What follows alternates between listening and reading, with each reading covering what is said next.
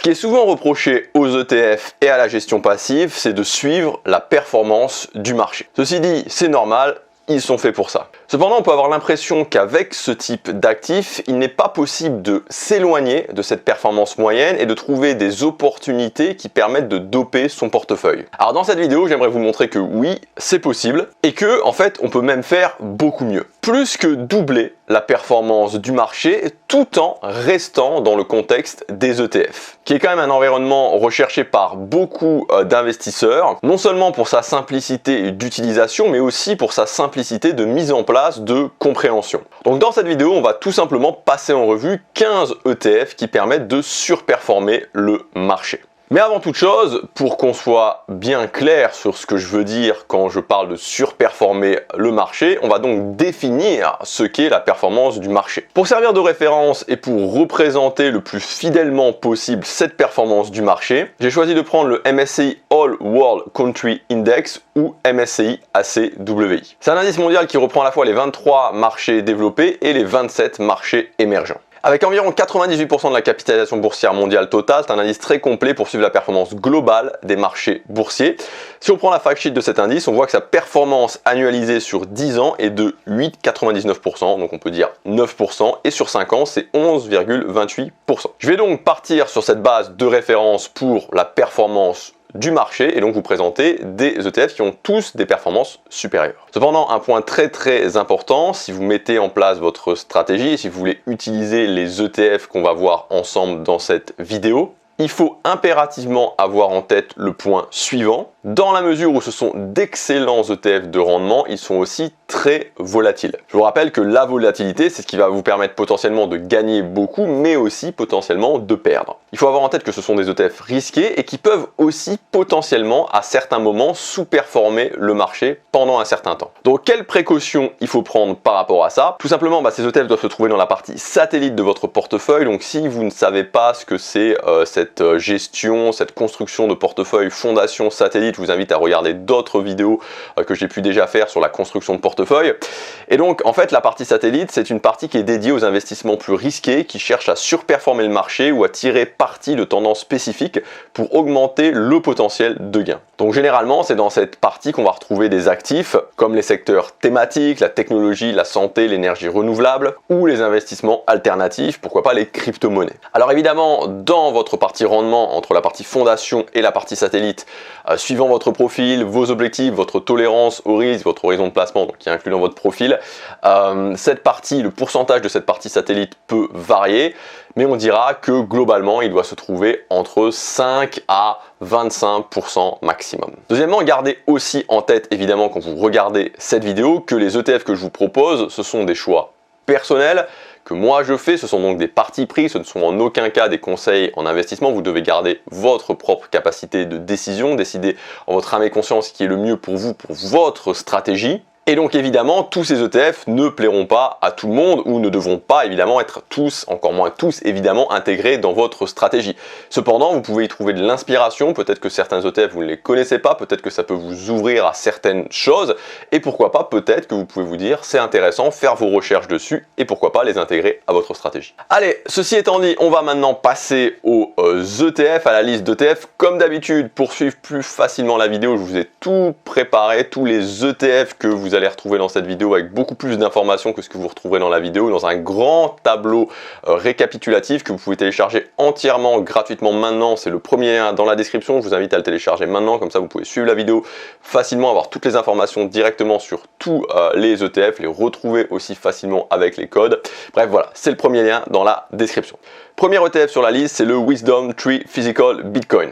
Donc c'est un ETN, un produit financier qui permet d'investir dans les crypto-monnaies, en l'occurrence le Bitcoin, sans avoir à l'acheter directement. Si vous voulez en savoir plus sur l'investissement en général dans les crypto-monnaies et sur les ETN, je vous invite à regarder la dernière vidéo que j'ai faite sur cette chaîne, comment investir maintenant dans les crypto-monnaies en 2024, vous aurez toutes les informations dont vous avez besoin dessus. Globalement, c'est beaucoup plus simple d'acheter un ETN que d'investir en direct sur les crypto-monnaies car il se négocie exactement comme un ETF sur les marchés financiers traditionnels. Donc pas besoin de créer un portefeuille spécifique de crypto-monnaie avec toutes les complications que ça peut entraîner. Donc bien entendu, son intérêt, c'est sa performance assez incroyable, hein, plus 58,82% annualisé depuis son édition, c'est-à-dire depuis un peu plus de 4 ans et demi, parce que souvent on peut avoir en tête cette idée que le Bitcoin est très performant si on prend sur 10 ans ou plus, mais non, hein, même très récemment, le Bitcoin reste très performant. Pour avoir les performances sur 5 et 10 ans, j'ai fait des backtests. Donc sur 10 ans, on est sur du 62,72% annualisé. Donc ça veut dire très clairement qu'en investissant seulement 1000 € sur cette ETN il y a 10 ans, vous auriez pratiquement 125 000 € aujourd'hui, ce qui est globalement assez énorme au vu de la somme investie au départ. Et sur 5 ans, seulement sur 5 ans, 45,38% annualisé quand même, en incluant le bear market des cryptos de 2022. Donc bien entendu, comme vous pouvez le voir également, la volatilité est très importante, évidemment 66,85%. Visuellement ça donne ça, j'ai comparé le graphique de l'ETN Bitcoin avec un ETF Nasdaq 100, réputé lui-même très volatile, et donc c'est pas franchement visible sur l'image où l'ETF Nasdaq a l'allure d'un encéphalogramme plat. Donc prudence quand même, hein, évidemment avec ce type d'ETN, c'est potentiellement très intéressant, mais il faut savoir ce que l'on fait et bien l'intégrer à sa stratégie. A noter aussi que les frais sur cette ETN sont assez raisonnables, dans la moyenne 0,35%, ce qui n'était pas forcément le cas il y a encore peu de temps où les frais des ETN étaient souvent beaucoup plus élevés, 2% par exemple. Pour toutes ces autres caractéristiques, je vous invite à télécharger le bonus gratuit dans le premier lien dans la description. Maintenant, autre proposition, si l'univers des crypto-monnaies vous intéresse, mais que peut-être vous hésitez à investir sur les crypto-monnaies en elle-même, je vais vous proposer cette fois-ci un ETF et bien un ETF. C'est le Invesco CoinShare Global Blockchain. Donc il offre une exposition à des sociétés des marchés développés et émergents qui participent ou ont le potentiel de participer à l'écosystème blockchain. Donc son indice de référence est le CoinShare Blockchain Global Equity Index, Block Index. Il est conçu pour évoluer avec la croissance potentielle de la technologie blockchain. Il faut bien garder en tête qu'avec cet ETF, vous n'êtes plus dans la catégorie crypto-monnaie, mais vous êtes dans la catégorie action monde. C'est-à-dire que vous n'investissez pas sur les crypto-monnaies, vous investissez sur une entreprise qui est liée au domaine des crypto-monnaies, ce qui est différent. Alors pour cet ETF, j'ai pas la performance sur 10 ans, même par backtest, mais sur 5 ans, il affiche une performance de 15,93 annualisée, ce qui est quand même relativement très bien. Mais évidemment, c'est plus proche d'un indice classique, comme on peut le voir sur ce comparatif de Bloomberg, qui indique la performance globale depuis décembre 2018, soit un peu plus de 5 ans et demi, donc de 3 indices. L'indice Block, donc celui dont on vient de parler, donc celui que suit cet ETF, donc qui affiche 146,9% sur cette période. Le MSCI World Net Total Return qui lui affiche 96,9% et le Bitcoin qui lui affiche 1735%, donc on voit quand même que c'est plus du tout le même ordre de grandeur. D'ailleurs c'est pareil en termes de volatilité, toujours sur la même période, 28% pour l'indice Block, 17,8% pour le MSCI World et 65,6% pour le Bitcoin. Visuellement ça donne ça avec la comparaison des drawdowns ou l'ETF blockchain en jaune, bien que très volatile, il est quand même moins que le Bitcoin. Maintenant les 3 prochains ETF qu'on va voir sont sur le secteur technologique. Il y a des caractéristiques qui diffèrent évidemment, mais je vais vous dire quand même un petit mot sur ce secteur en introduction. Déjà, c'est difficile de faire l'impasse dessus parce que ça fait maintenant un peu plus d'une décennie que le secteur technologique, et donc par extension les ETF qui y sont associés, affichent des performances impressionnantes. Alors non seulement en termes de revenus, comme vous pouvez le voir sur l'image, mais également en termes de capitalisation boursière, avec une accélération notable depuis 2020, donc en raison de la pandémie, des confinements et du travail à distance qui a entraîné une demande accrue pour des solutions technologiques. Les entreprises technologiques, parmi les plus rentables au monde, ont largement bénéficié de cette tendance. Avec une demande très forte évidemment pour les services de cloud, de logiciels, les plateformes de commerce électronique et des outils de collaboration en ligne, l'intelligence artificielle, la cybersécurité, les technologies 5G, etc. qui ont maintenu l'intérêt et l'investissement dans le secteur technologique malgré quelques fluctuations et des corrections de marché depuis 2022. Cependant, comme on va le voir maintenant, les ETF technologiques continuent de très bien performer. Donc on commence par le premier ETF sur le secteur technologique, le Amundi PEA US Tech ESG, donc qui suit l'indice Solactive ISS ESG US Tech 100, soit la performance des 100 meilleures entreprises technologiques américaines cotées au Nasdaq, qui se distinguent par leurs critères environnementaux, sociaux et de gouvernance. Alors malgré son nom, cet ETF n'est pas investi à 100% sur la technologie, même si c'est le secteur principal, mais il contient un peu plus de 12% de consommation cyclique ou non essentielle. En termes de performance, on est quand même sur du 21-37% annualisé depuis 5 ans. Comme l'ETF date de 2019, pour avoir la performance sur 10 ans, on va prendre celle de l'indice. Et là, on est sur du 18-42% annualisé. C'est donc un ETF vraiment très intéressant et en plus éligible au PEA pour ceux qui veulent investir sur ce support et éventuellement optimiser leur fiscalité. On passe maintenant à l'ETF suivant, le Amundi MSCI Semiconductor ESG Screened. Donc cet ETF suit l'indice MSCI ACWI Semiconductor et Semiconductor Equipment ESG Filtered Index. Donc ça représente la performance de sociétés des semi-conducteurs et d'industrie de l'équipement en semi-conducteurs.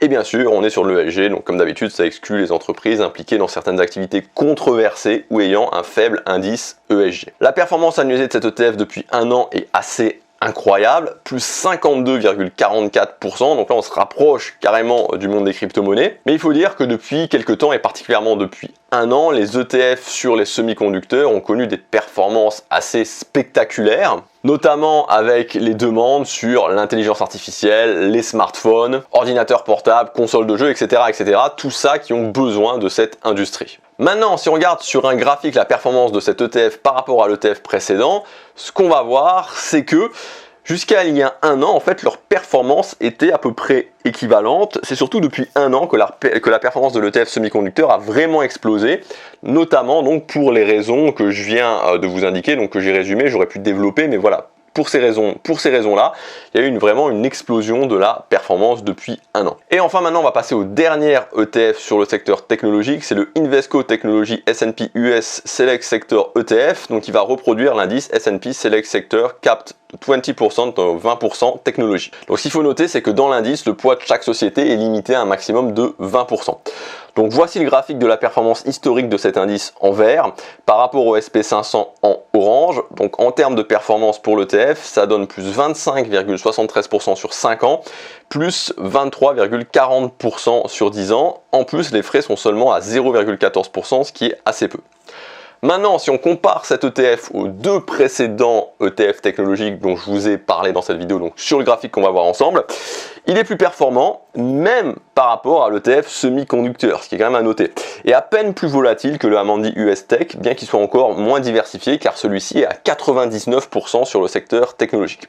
Voilà, donc si le secteur technologique vous intéresse, ben vous avez quand même du choix avec même des ETF qui sont un ETF qui est éligible au PEA, donc vous devriez avoir quelque chose qui vous intéresse pour aller chercher plus de performance. Maintenant, on va changer de thématique et on va passer sur la santé. Donc je vous propose le iShares S&P Healthcare secteur. Donc évidemment, et c'est à noter, les ETF de cette thématique, donc la santé, n'affichent pas les mêmes performances spectaculaires que celles du secteur de la technologie. Pour autant, ils ne sont pas inintéressants parce qu'ils font mieux que le marché tout en ayant une volatilité inférieure au secteur technologique. Donc c'est à considérer dans sa stratégie. D'ailleurs, on le sait, la santé fait partie de ce qu'on appelle des méga trends ou méga tendances, tout simplement parce qu'elle englobe des transformations durables qui peuvent vraiment impacter la société. Donc je vous affiche ici comment est réparti cet ETF en pourcentage et par secteur, et donc on voit que c'est quand même assez diversifié, que ça représente pas mal d'opportunités différentes pour les investisseurs à long terme. Et en plus, ce qui est vraiment intéressant de noter, c'est que en général, le secteur de la santé est beaucoup moins sensible au cycle économique que d'autres secteurs. Tout simplement parce que les produits et services de santé restent essentiels même en période de ralentissement économique. Du coup, en termes de performance, on est sur du 12,61% sur 5 ans, 13,73% sur 10 ans. Autre point positif pour cet ETF spécifique, vous pouvez voir encore une fois toutes ces caractéristiques en détail dans le tableau récapitulatif en PDF que vous pouvez télécharger gratuitement dans le premier lien dans la description, mais donc son prix, puisque 10,72€ la part seulement, donc il conviendra même au petit budget. Ensuite, pour l'ETF numéro 7, je vais vous proposer un ETF sur le secteur du luxe. C'est bien connu, le luxe ne connaît pas la crise. D'ailleurs, même en 2021 et en 2022, on a vu des répercussions économiques importantes à cause de la crise sanitaire. L'industrie du luxe, elle, a enregistré des ventes records, notamment les groupes français comme LVMH et Kering. Et ça aussi grâce à l'augmentation de la richesse globale, notamment celle de la classe moyenne et des riches dans les marchés émergents, tout particulièrement en Asie, la Chine et maintenant l'Inde. Ça a considérablement stimulé la demande pour les produits de luxe car ces consommateurs recherchent des marques de luxe pour symboliser leur statut social et leur réussite. Et puis les entreprises de luxe ne se limitent pas seulement aux vêtements, aux parfums, aux accessoires, elles diversifient leur offre en incluant des cosmétiques, des vins, des spiritueux, des montres, des bijoux et même des expériences, hôtels, voyages, etc. Du coup, le secteur du luxe est souvent perçu comme un investissement solide à long terme en raison de sa capacité à s'adapter et à évoluer avec les tendances du marché. Donc l'ETF que je vous propose sur ce secteur, c'est le Amundi SP Global Luxury. Donc les principales composantes de l'indice, on est sur des entreprises mondiales, Hermès, LVMH, Ferrari, Mercedes. D'ailleurs, c'est un ETF qui est assez diversifié géographiquement. Et en termes de performance, on a 9,73 sur 10 ans. Ce que je voudrais vous indiquer pour terminer sur les deux thématiques qu'on vient de voir, santé et donc le luxe, c'est ce qu'il faut avoir en tête, c'est que même si les performances sont seulement légèrement supérieures à la performance du marché, leur énorme intérêt, c'est vraiment la résilience en période de crise. Comme on peut le voir sur ce graphique que je vous affiche maintenant, donc c'est un graphique de la période de la crise Covid, où on voit que l'ETF MSCI ACWI, il est en orange, et le Global Luxury en rouge et l'ETF Santé en violet s'en sortent beaucoup mieux. Maintenant, on quitte le monde des ETF thématiques pour rentrer dans le monde des ETF factoriels. Pour rappel, un ETF factoriel, c'est une manière passive d'investir aussi, mais ici on va cibler des stratégies spécifiques de sélection d'actions qui ont offert historiquement des rendements supérieurs au marché global. Un des facteurs les plus populaires, vous en avez certainement déjà entendu parler, c'est le facteur momentum. Donc il se base sur une idée simple, c'est que les actions qui ont bien performé dans un passé récent tendent à continuer à bien performer sur le court terme. Le principe de base, c'est la tendance d'une action à maintenir sa performance relative par rapport au marché sur une période de 3 à 12 mois. Il y a plusieurs théories qui ont tenté d'expliquer l'effet momentum, mais finalement la plus crédible et surtout la plus évidente et la plus simple, c'est tout simplement l'effet mouton des investisseurs qui ont tendance à suivre justement ce que font les autres. Donc ils achètent des actions qui montent et ils vendent celles qui baissent. Et ça renforce les mouvements de prix. Sur ce graphique, vous avez la comparaison de l'indice MSCI ACWI en jaune et de l'indice MSCI ACWI Momentum en bleu, et les comparaisons de performance annualisées juste en dessous. Donc le MSCI ACWI Momentum est régulièrement plus performant que l'indice classique, car non seulement il sélectionne des actions qui ont montré les meilleurs rendements sur une période donnée, par exemple les 6 ou derniers mois, mais les actions avec des rendements positifs élevés sont incluses dans le portefeuille, tandis que celles avec des rendements négatifs ou faibles sont exclues. Pour ce facteur momentum, je ne vais pas vous proposer un ETF, mais deux. Le premier, c'est le iShares Edge MSCI World Momentum Factor, et le deuxième, c'est le iShares MSCI USA Momentum Factor. Alors pourquoi deux ETF ? Contrairement à ce qu'on pourrait penser, pas vraiment en raison de la différence de performance, parce que sur le graphique on voit qu'elle est sensiblement égale sur la période maximum représentée, c'est-à-dire 16 ans. C'est surtout pour que vous ayez le choix en fonction de votre stratégie ou de vos convictions. Même s'il reste assez centré sur les États-Unis, le iShares Edge MSCI World Momentum, il est un petit peu plus diversifié géographiquement que le iShares MSCI USA Momentum. Et donc, pour certains, être trop concentré sur les USA peut faire hésiter. D'un autre côté, le facteur momentum sur les USA, il a des points forts. Son prix, 11,49 € au lieu de 64,05 quand j'ai fait la vidéo. Et donc, ça peut faire la différence pour faire du DCA si vous avez un petit budget. Ensuite, ses frais, 0,20 au lieu de 0,30% pour l'autre. Et évidemment, quand c'est possible, c'est toujours plus intéressant d'avoir un ETF qui a moins de frais pour plus ou moins les mêmes performances. Et donc, voilà, je vous propose ces deux-là et vous avez le choix, si ça vous intéresse, d'investir selon vos convictions. Maintenant, on va parler d'un autre facteur. Celui-là performe également très bien dans le temps, exactement comme le momentum, voire mieux, c'est le facteur qualité. Donc là, vous avez le graphique comparatif du MSCI ACWI qualité et du MSCI ACWI classique, ainsi que le comparatif de leur performance annualisée. Donc, comme pour le momentum précédemment, on voit que le facteur qualité apporte un surplus de performance.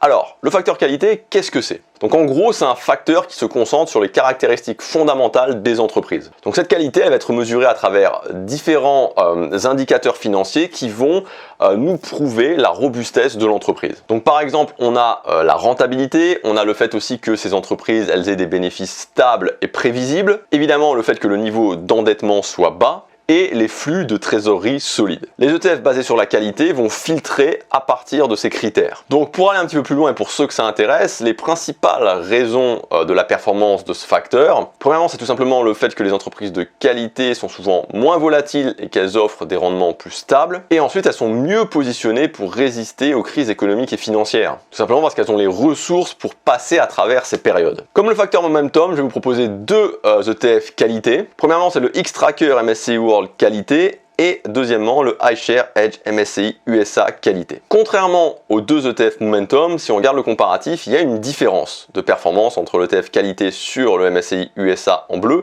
et l'ETF qualité sur le MSCI World en orange. Donc le iShares Edge MSCI USA qualité est légèrement meilleur. Il est aussi moins cher et ses frais sont à 0,20 au lieu de 0,25%.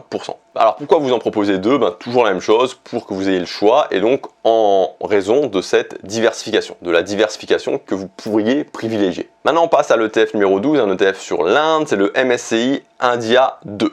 Le but ici, c'est de s'exposer à un marché émergent dynamique avec évidemment un potentiel de rendement élevé. L'Inde est une des économies à la croissance la plus rapide au monde en 2024 avec un taux de croissance du PIB supérieur à la moyenne mondiale. Le plus, c'est à noter, l'Inde possède une des populations les plus jeunes au monde avec une majorité de la population active. Il y a donc une main-d'œuvre abondante et un marché intérieur en pleine expansion, ce qui favorise la croissance des entreprises locales.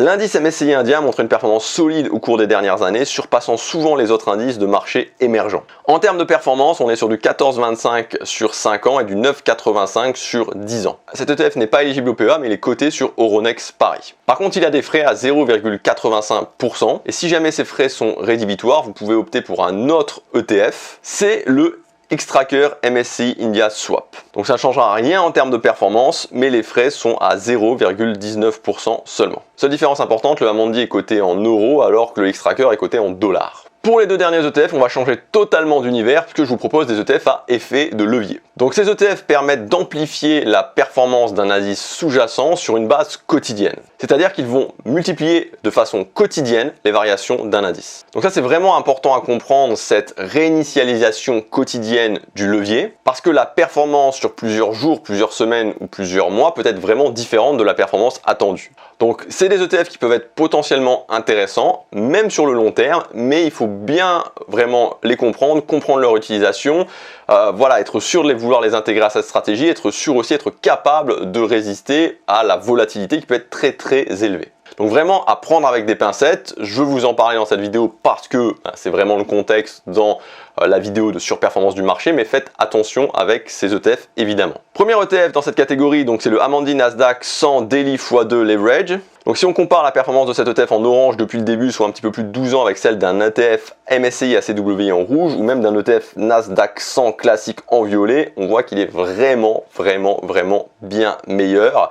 On est sur du 30,55% sur 5 ans et sur du 30,48% sur 10 ans, donc on voit que c'est une performance qui est quand même assez régulière. Donc en mettant ne serait-ce qu'un tout petit pourcentage de cet ETF dans votre partie satellite, vous pouvez avoir des augmentations assez intéressantes de votre performance. Malheureusement, il peut y avoir une difficulté pour certains, c'est le prix de la part, puisque c'est 943,55 € la part actuellement. Et donc c'est pour cette raison que je vous propose un deuxième ETF levier alternatif, c'est le Amundi ETF Leverage MSCI USA Daily. Donc soyons clairs, cet ETF qui suit le MSCI USA est moins performant que le précédent qui suit le Nasdaq 100. Même si on reste quand même sur une performance honorable de 23,13% annualisé sur 5 ans et 24,68% annualisé sur 10 ans. Là encore une fois, on voit que c'est quand même une performance qui est assez régulière. Par contre, au niveau du prix, il n'y a pas photo, 18 € sur celui-là contre 940 € et quelques pour l'autre. Idem pour les frais, la différence n'est pas énorme, 0,50% pour le leverage USA, MSCI USA contre 0,60% pour l'autre. Voilà pour cette vidéo, j'espère que ça vous aura tout du moins montré qu'on peut vraiment faire des choses intéressantes avec la partie satellite de son portefeuille avec ce type d'ETF. C'est pas exhaustif, il y en a d'autres, évidemment, c'est des parties pris que je vous donne, vous n'êtes pas obligé d'investir dessus, à vous de prendre vos propres décisions. Soyez encore une fois raisonnable, faites attention, n'oubliez pas qu'il y a une volatilité qui est très importante, il y a aussi un potentiel de sous-performance pendant un certain temps. Voilà, mais j'espère en tout cas que ça vous aura apporté de la valeur, ça vous aura montré des choses différentes et encore une fois que la stratégie passive avec les ETF, non seulement c'est simple, mais on peut faire des choses vraiment intéressantes. Le tout, c'est de se former et de mettre en place dès le départ une stratégie à laquelle on croit et ensuite de la tenir sur la durée. Je vous laisse là-dessus, je vous rappelle encore une fois que toutes les caractéristiques des ETF, c'est-à-dire comment les retrouver, s'ils sont éligibles au PEA ou pas, la performance, la volatilité, voilà, etc., où ils sont cotés, c'est le tableau que vous pouvez télécharger gratuitement qui reprend tout dans le premier lien dans la description. Je vous laisse là-dessus, merci d'avoir regardé cette vidéo, n'hésitez pas à faire des commentaires, à bientôt pour la prochaine, salut.